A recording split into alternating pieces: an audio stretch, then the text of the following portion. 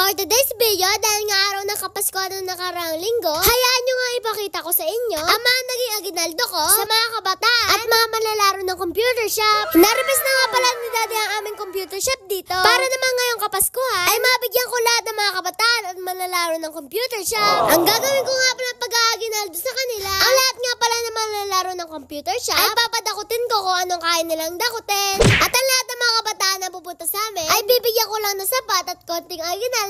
Okay. Bibilangan na nga pala namin ni Daddy kung magkano yung na-harvest namin. At ang lahat nga pala ng bariya na yan ay isang buwan namin kita sa aming computer shop. Binag-iwalay na nga pala namin ni Daddy sa pool 5.20 dito. At ang ginagawa nga pala ni Mami dito, siya nga pala ang tagapatas ng 5 sa 20 dito. Habang binag-iwalay ko nga pala yung mga 10 5.20 dito, si Daddy naman ay tinitimbang na mga piso. Kasi ang mga piso ay napakahirap bilangin. Kaya naman ang ginagawa ni Daddy dito ay tinitimbang na lang niya kahit may labis na konti. Ganyan nga pala namin itong ginagawa. At itong pagbibilang nga pala ng barya na ito ay nakakatuwa. Lalo na kapag nalaman mo kung magkano ang na-harvest ng isang buwan. Medyo malaki nga pala na-harvest namin itong buwan na to. Kasi itong mga nagdaang araw ay puro wala ng pasok ang mga kabataan. Kaya naman araw-araw na sila nasa computer shop. So yun guys, ito nga pala yung ibibigay ko at papadakot ko sa mga manlalaro ng computer shop natin. Sana Kasi sila yung namamas ko ngayon. So ibuhos natin para padakot natin. Halos lahat nga pala ng harvest namin dyan ay ipapamigay namin sa mga kabataan at lalong-lalo na sa mga manlalaro ng computer shop. Hindi ko nga pala na-expect na makakapagbigay ako sa mga kabataan. Pero dahil sa mga supportan ninyo at panonood ng aking mga vlog, ay naishishare ko rin sa kanila yung mga blessings na natatanggap ko. Halos mapuno na nga pala dyan yung palanggana. At ako ay excited talaga na mabigay na aginaldo sa mga kabataan. Sana Kahit nga siguro mga barya lang ang papamigay ko sa kanila, siguro naman ay matutuwa rin sila dito. Kasi dahil ito mga barya na ito, kapag pinagsama-sama ay napakarami din talaga. Yan guys, so dadali na natin ito sa computer shop para mapadakot natin sa mga players sa computer shop. Tara! Halos hindi nga pala mabuhat ng Daddy yung palanggana na yan. At dahil nga rin sa sobrang bigat nito, ay baka mabasig na palanggana pinaglalagyan. Ako nga pala unang dumakot sa mga barya na ito. At tinasting ko nga rin kung marami pa talaga makukuha ng mga kabataan. Pagkatapos ko nga palang dumakot dito, ako ay nagpapili na ng mga kabataan at mga manlalaro ng computer shop para makadakot na sila at mabigyan ko na ng aginaldo.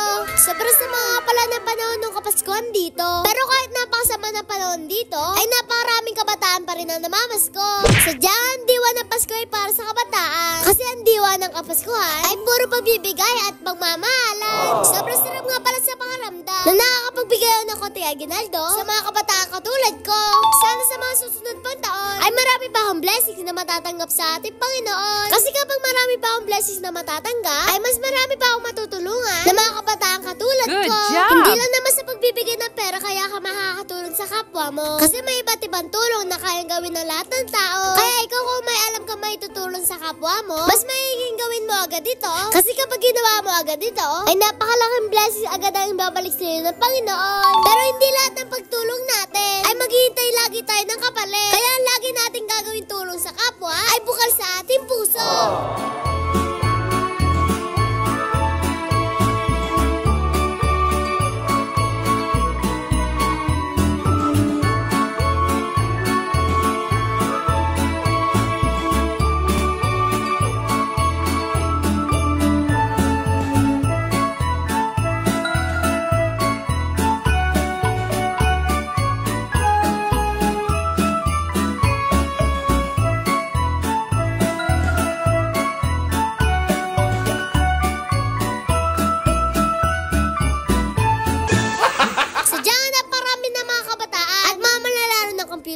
Ang pumunta sa amin dito. At mukhang itong barya namin ay kukulangin pa sa dami na pumupunta sa amin. Nadagdagan na nga pala ni Daddy ang barya na yan para naman madaming kabataan na mabigyan nito. At kasama na nga rin pala dyan ang papasko ko para sa kanila. Ang galing! Diyan ang kadudukot nila dito. Nakikita ko ang mga tuwa nila at nasasabi kong worth it itong ginagawa ko. Sana nga mas maraming taon ko pa ito magawa para mas marami pa akong kabataan ang mabigyan o maaginaldohan. Sana Hindi naman mangyayari ang lahat na ito kundi gawa ng mga suporta ninyo. Kaya kung gusto niyo mas marami pa akong kabataan na matulungan, huwag sana kayo magsama sumuporta sa akin at manood ng aking mga vlog. Kaya subaybayan nyo lang po lagi ang mga vlog pa na gagawin namin. Merry Christmas and Happy New Year nga pala sa lahat.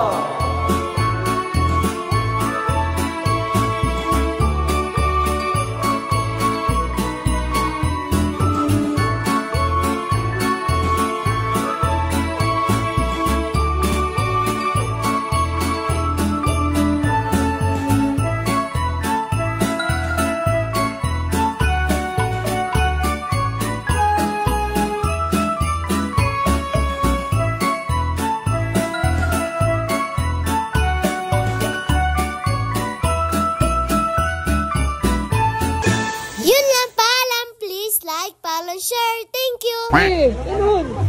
Yan. Sabay sa kamay. Oh. Hindi.